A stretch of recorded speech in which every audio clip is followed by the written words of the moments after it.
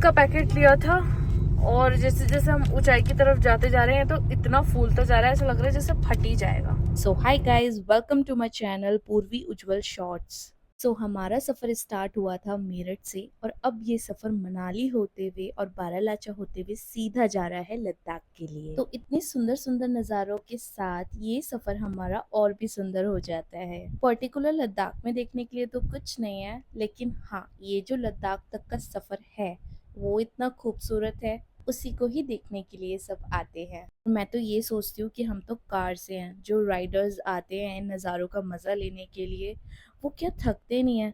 But answer is no, क्योंकि नज़ारे ही इतने खूबसूरत होते हैं कि सारी थकान मिटा देते हैं। तो हमारा सफ़र कुछ ऐसा था, हम सीधा लद्दाख के लिए ही नहीं निकले थे, हम निकले थे मनाली के लिए, बट प्लान बन गया कि हम यहाँ पे भी आते हैं। And subscribe my second channel. तो गाइज हम आए हैं मनाली से। मनाली से जब आप आएंगे तो आपको लेह लद्दाख जाने के लिए दो रास्ते पड़ेंगे। ये है शिंकुला का और ये है बारालाचा का। तो आपके हाथ में, आप कौन से रूट से जाना चाहेंगे? हम जाएंगे बारालाचा से, क्योंकि ये हमें शॉर्ट पड़ेगा गाइस। यहाँ पे ये लिखा हुआ भी मिल जाएगा, दो रास्ते हैं, एक यहाँ से है और दूसरा रास्ता यहाँ से है।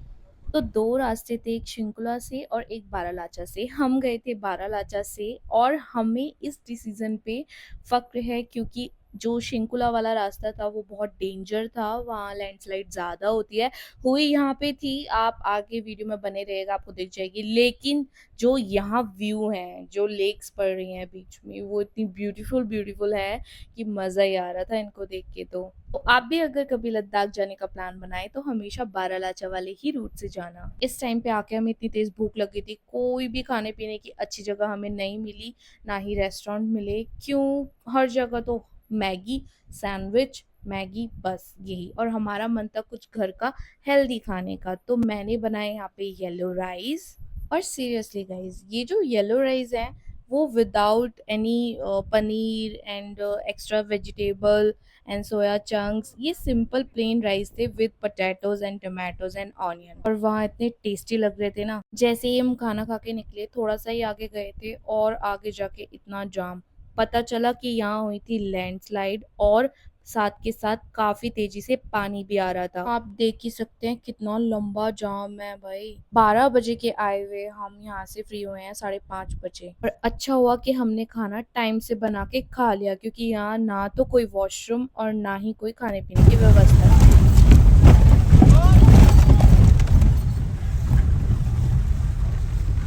इस टाइम पे मैं बस भगवान को याद कर रही थी, भगवान जी बस यहाँ से निकलवा दो अच्छे से। और भगवान जी ने सुन भी ली, आगे हमें कोई जाम नहीं मिला। जाम तो नहीं मिला, लेकिन आगे जाके मिली हमें बहुत ज्यादा ठंड, क्योंकि ग्लेशियर हमारे काफी पास आ गए थे। यहाँ टेम्परेचर हो रहा था -6 डिग्री। जब मैं कैंप के अंदर पहुंची, मैं व्लॉग तक नहीं बना पाई, मेरी इतनी तबीयत खराब हो गई। ठंड पड़ चुकी है अचानक से ही, नीचे ठंड नहीं थी पर जैसे हम ऊपर आए बहुत ठंडा है।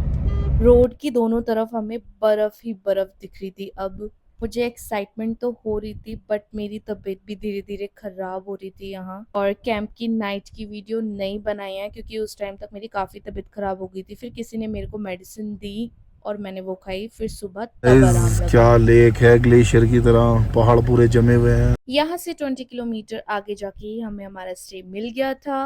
तो बस ऐसे ही रहा हमारा पूरा दिन। बाय।